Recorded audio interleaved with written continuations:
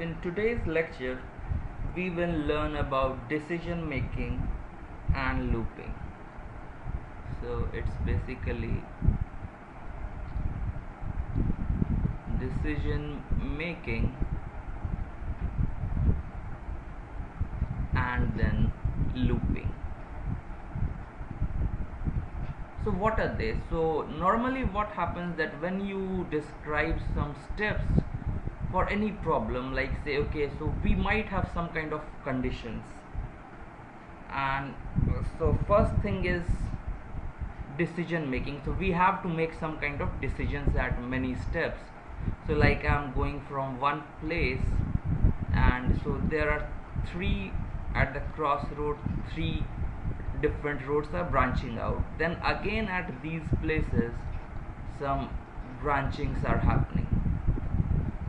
So what I need to do is that I need to have some conditions. Okay, where do I need to go, which is the smallest shortest path, edge, and so on.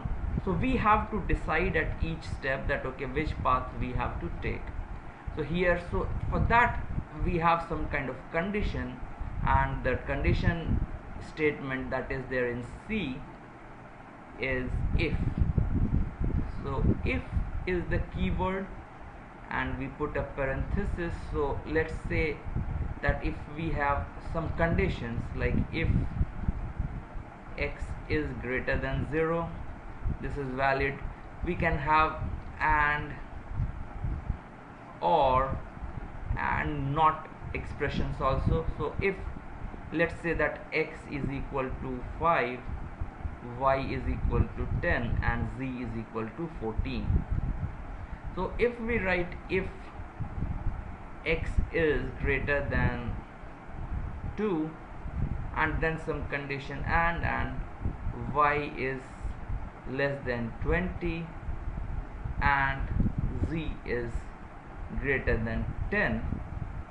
So this condition is basically, it checks if x is greater than 2 and y is less than 20 and z is greater than 10, and only if, because it's and, so in both the cases, so only if all the three conditions are satisfied, then this condition will be accepted. So what happens is then we have a kind of bracket here, and then we might make that okay, printf the condition is true. So this way we can say that okay, the condition is true, and this is the expression. So there will be if and some expression will be there, and if it is true then it will go into this bracket, otherwise it will go to this line. So let's see. And there is also something like else, and another one is else if. So we can have something like if expression 1, then do something body 1, else if expression 2, then the body of this body 2, else if something else, so expression 3. So we have something, and the default case else, we have the body of default. So this is the main way to express if else conditions, and here expressions are evaluated as either true or false. So this is about if, else, and else if conditions. So let's say that okay, we are considering on a number line, this is 10, this is 20, and so we have this region, and this region. So we can write that okay, if x is less than 10, so print f x is less than 10, else if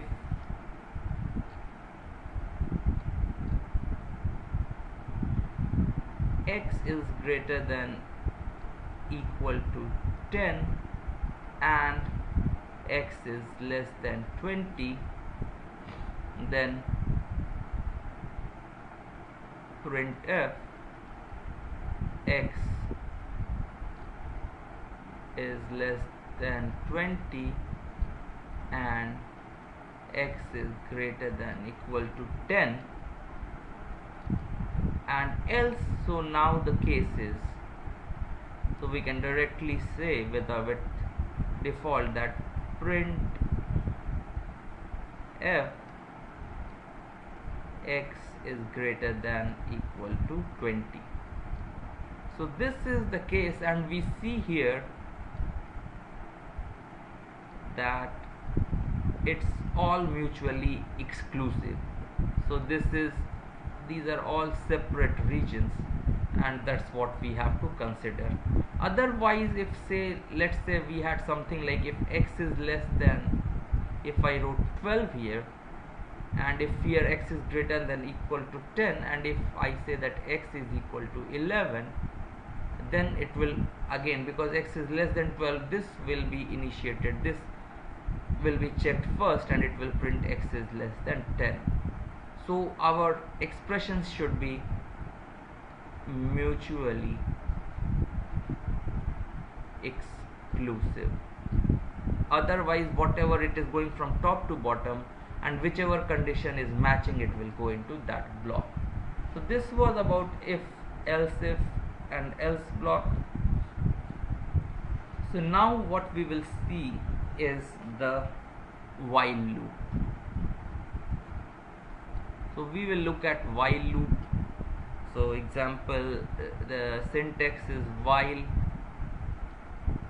the test condition, so while some condition, so body of the loop. So this will be, body will be getting executed till the expression is true. So let's have one example. So let's say that okay, we want to print numbers from 1 to 10.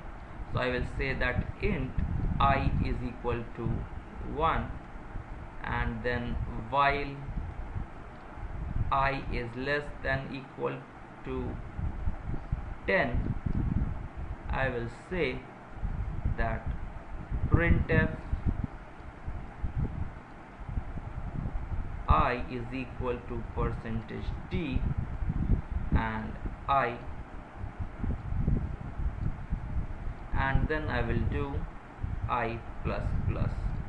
So first time what happens is I is 1, so I is less than equal to 10, it will print 1, then it will do I plus plus, it will become 2 now, and 2 is less than 10, so 2 will be printed and it will go, and I will become sometime 10, and 10 is less than equal to 10, so 10 will be printed, and now I will become 11, so now 11 is not less than equal to 10, so it will exit. So this is the while loop, and next thing is just a variant, small variant of this is the do while loop. So I do and then while some test condition. So test condition. So this way what happens is that one difference between while and do while is that at least this body is executed once without testing the condition. So this way we at least get to execute the body once.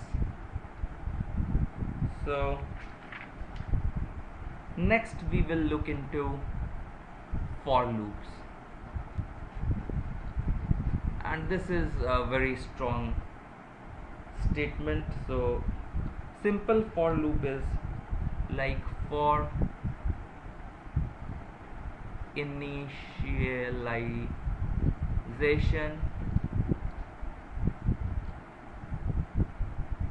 and then the test condition, and then some increment or decrement. So what happens, and then we have the body. So what does all this mean? So this means that okay, we are doing some kind of initialization. So let's say we will do for I is equal to 0. So this is, I'm initializing some variable, and then I'm testing that okay, is it now becoming, how many times I have to execute the body. So let's say I have to execute it 15 times. So is I less than 15? So this is the test condition. So what is the condition where I will stop, and then increment. Of course I have to increment, otherwise I will never become increment and it will be running forever. So I plus plus, and this is the increment, this is the condition, and this is the initialization. So now I can say that okay, just do printf %d and then I.